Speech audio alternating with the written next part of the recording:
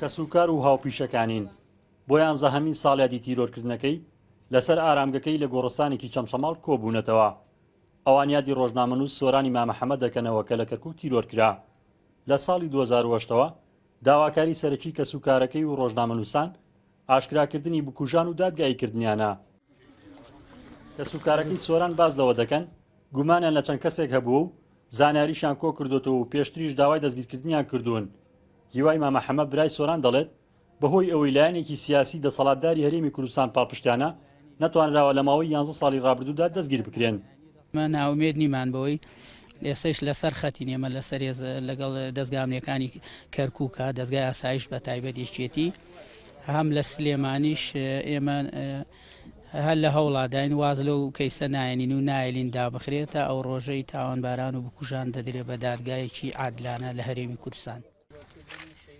ئەوانەی یادی سۆران دەکەنەوە کۆکن لەسەرەوەی دەستگیر نەکردنی بکوژانی ڕۆژنامەنووسان لە هەرێمی کوردستان وای کردووە پێشەلکاریەکان بەرامبەر ڕۆژنامەنووسان تا بێت ڕوو لە زیادبوون بکات.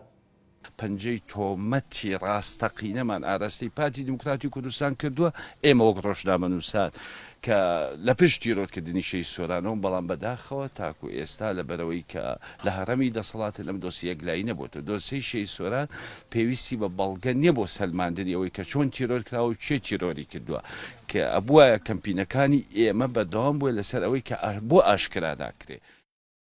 دوور لە ئارامگەکەی و لە شاری سلێمانی خەڵاتی سۆرانی مامەحەمەددا بەشکرا کە ساڵانە دەدرێتە چەند کەسێک. ئەم ساڵیش خەڵاتەکە بەخشرا بارێک لە لەیلا گۆپەند پەرلەمانتاری هەدەپە و چۆمان هەردی نووسەر و مامۆستای زانکۆ و فەری قەڵەبجەیی فۆتۆگرافەر.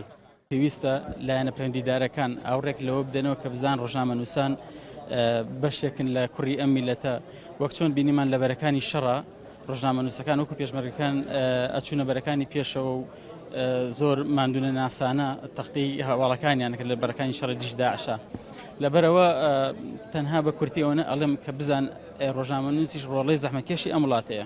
سەراوی قەدەر کەوتوین هیچ ئایندەیەکمان نییە. سۆرانی مامەحەمەد بەر لە تیرۆرکردنی لە بەشێک لە ڕۆژنامە و گۆڤارە کوردیەکاندا کاری دەکرد و لە ئێوارەی 21 تەموزی ساڵی 2008 لە بەردەم ماڵەکەی خۆی لە شاری کەرکووک لەلایەن چەند چەکدارێکی نەناسراوە تیرۆرکرا. ڕزگار جەباریان ئارتی چەمسەماڵ.